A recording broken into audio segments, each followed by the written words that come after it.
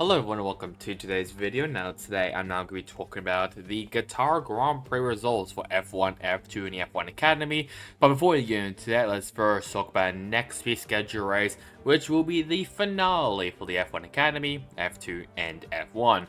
So first off with the F1 Academy, practice and qualifying, both of them will be on a Friday. Practice outside at 9:50 to 10:30, qualifying outside at 6:05 to 7:05. Then race 1, which will be on a Saturday, that'll start at 8:15 to 8:45, and race 2, which will be on a Sunday, that'll start at 11:15 to 11:45. Formula 2 now, as we do have a pretty good championship battle ahead into the final race of the season.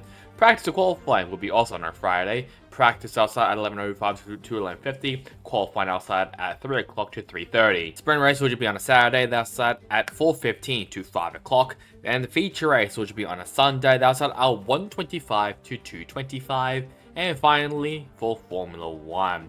FP1 and FP2, that'll be on a Friday. FP1, that'll start at 1:30 to 2:30. FP2, that'll start at 5 to 6. FP3 and qualifying, that'll be on a Saturday. FP3, that'll start at 2:30 to 3:30. Qualifying, that'll start at 6 to 7. And finally, the race itself on a Sunday. That will start at 5 o'clock. Let's now have a look at the F1 Academy results first. So let's start off with race 1 from the F1 Academy at Qatar, and that was won by Durang Ping, followed by Abby Pauling and Maya Vang ran out the top 3 in the podium. And then for the top 10, we have Hamda Al-Kabaizi, Alicia Panowski, surprisingly making her first and so far only F1 Academy start, finishing 5th place. Very, very impressive from her.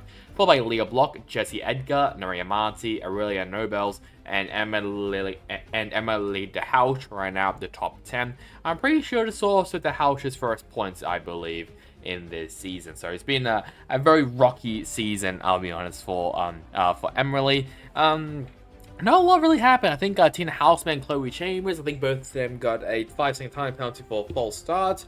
But it didn't really matter, I'll be honest. Well, Chambers, she finished out in 11th place, so probably didn't matter the most to her. As for Houseman, I'm not too sure, I'll be honest, I have no idea. But that's really the only thing I can really think of that happened in this race. It wasn't that chaotic and stuff. But at least we do as well have a champion. That Abby Pauling is your 2024 F1 Academy champion. And it's no surprise because she absolutely dominated this season. It was just a pure dominance from her. So massive congratulations there to Abby Pauling. As for race 2, that was cancelled. It was because I think there was some work that was happening regarding barriers, I believe. So yeah, that was canned. So race 2 didn't happen. So yeah, obviously no points was given out on during that race. And for the standings, like I mentioned before, F1 Academy, Abby Pauling, your 2024 F1 Academy champion, followed by Durang Ping, Maya Vang, Naria Marti, Chloe Chambers, Hamda Al-Kabaizi, Bianca Bustamante, Leah Block, Jessie Edgar, and ran out top 10.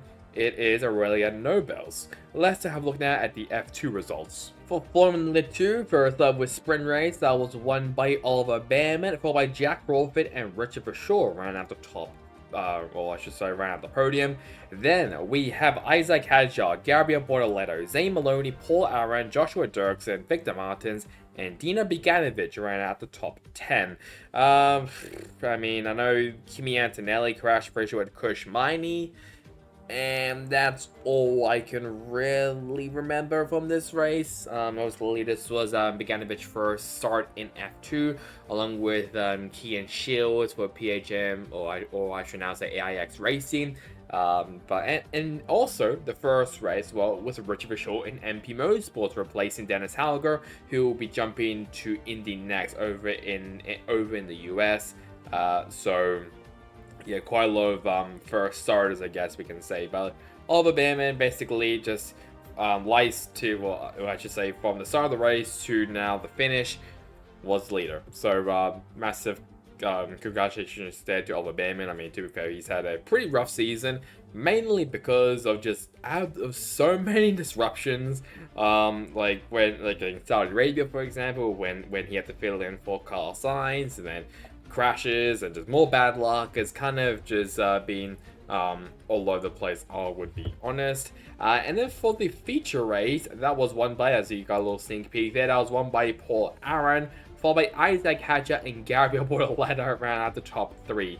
These 3 are your championship contenders, so this is going to be pretty exciting heading down to Abu Dhabi. Followed by Oliver Gertzi finishes in 4th place, pretty impressive there by him. Dina Beganovic in 5th place. My god. Christian Mansell, another, I guess I can say another Formula 3 driver making the F2 debut this year. Well, I should say pretty late on this year. 4 through 6, very impressive there from Dairy 3.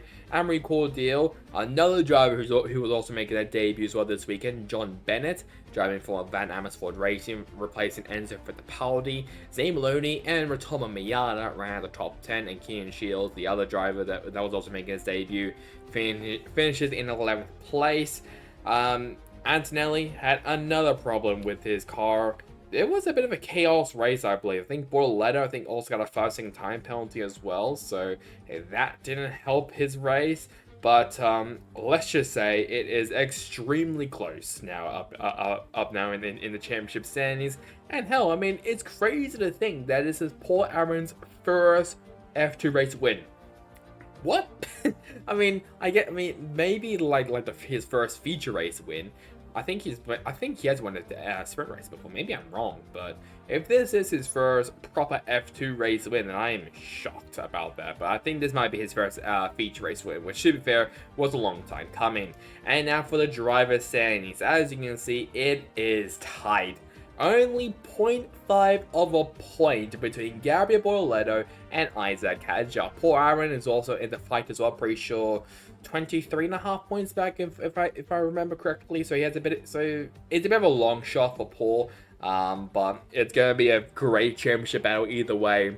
Zane Maloney in 4th place, followed by Jack Crawford, Andrea Kimi Antonelli, Franco Colapinto, Victor Martins, Richard Bishaw, and Dennis Howell go around the top 10. Let's have a look now at the F1 results. Let's first off with the sprint race, because this was a sprint race weekend. That was won by Oscar Piastri, followed by Lando Norris and George Russell right at the podium. Then we have Carlos Sainz, Charles Leclerc, Lewis Hamilton, Nico Hulkenberg, Max Verstappen ran out all the points finishes, and Pierre Gasly and Kevin Magnussen ran out your top 10. Then we have Fernando Alonso, Valtteri Bottas, Lance Stroll, Esteban Ocon, Alexander Albon, Liam Lawson, Yuki Tsunoda, Franco Colapinto, and Zhou Guanyu and Sergio Perez ran out the field. Yeah, Sergio Perez finishes down in last place.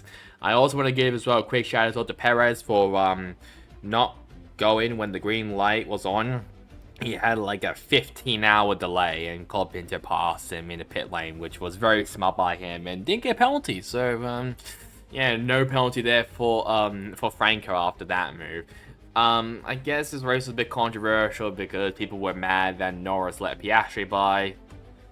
I'm just so used to it, I just don't care anymore, I'll be honest. So I guess another gift to win for Oscar Piastri, people would say, but a race is a race, I guess we'll say there. And then for the main race, that was won by Max Verstappen. And then we have Charles Leclerc and Oscar Piastri ran at the podium. Then George Russell, Pierre Gasly finishes from 11th place.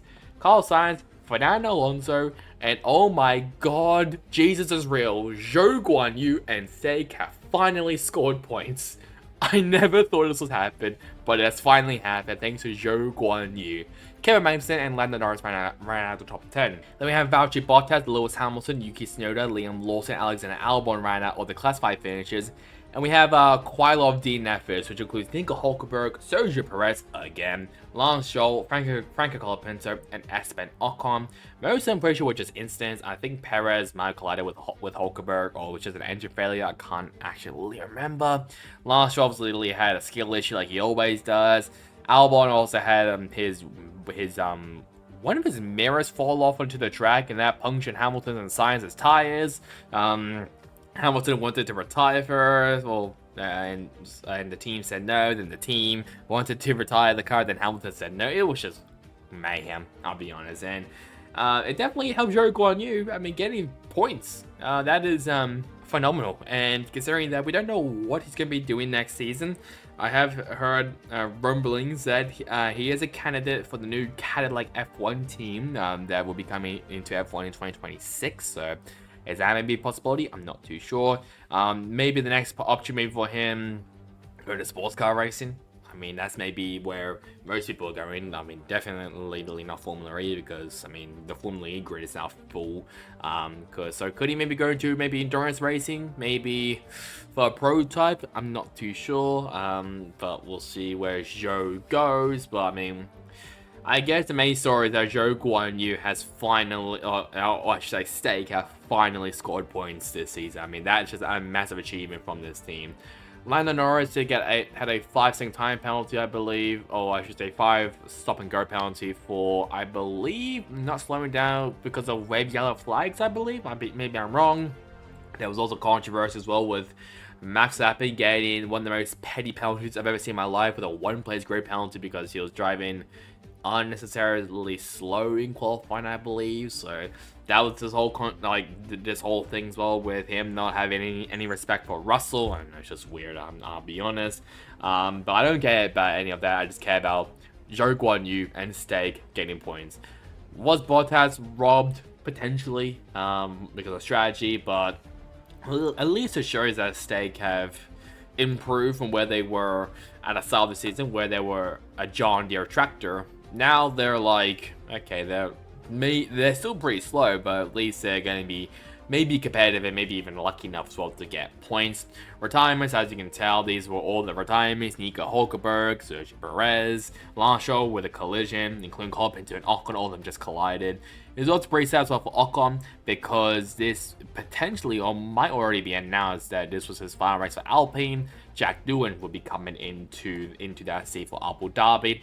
Fast time went to Sergio Perez and Red Bull. Fast lap went to Lando Norris. Driver of the day, absolutely Zhou Guanyu.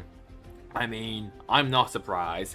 Followed by a Max Verstappen, Charles Leclerc, Lando Norris, and Pierre Gasly getting up there, which is great to see. But the winner absolutely was Zhou Guanyu. A lot of people has also been pretty bad as well during this weekend. First off, with the sprint race up here, Sergio Perez and Colpinto, both of them made changes during Park Ferme, so they had to start from the pits. Zhou Guanyu as well, non-compliance with Race Director's event notes. No further action there. That was weird. There's the 1-place grid penalty for driving unnecessarily slowly on the cooldown lap for Verstappen in the qualifying. For the race itself, Hamilton falls off with a 5-second time penalty. Lance Stroll collision with Alexander Albon in a 10-second, including Lawson with Bottas.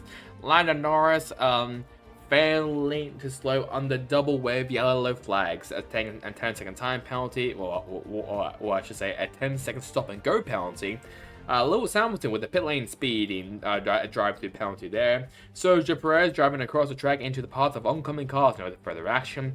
And George Russell with a 5-second time penalty for failing to maintain a 10-car length distance behind the safety car. And Alexander Albon for causing a collision with Magnussen and a 10-second time penalty.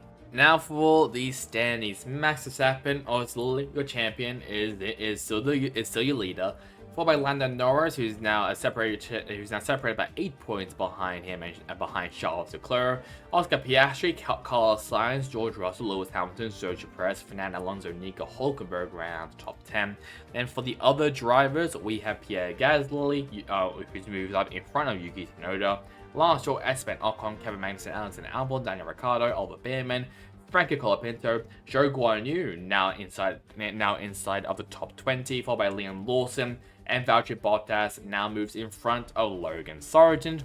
And now for the constructor standings, there's now I believe that is a 21-point difference between McLaren and Ferrari. Then we have Red Bull, Mercedes, Aston Martin, Alpine moving in front of Haas, RB, Williams, and Stake getting their first points. So just a reminder, the next 2 schedule races will be at Abu Dhabi for F1 Academy, F2, and F1. So now, guys, to like, comment, and subscribe. It would really help me, especially on this channel. We've got a champion, we have a championship fight, and we are still waiting to see who will be our constructor champions as well for F1. So it's gonna be pretty exciting there for at Abu Dhabi. So that's really about it for me. Hope you guys enjoyed it. Catch you guys next time in the next one. Goodbye.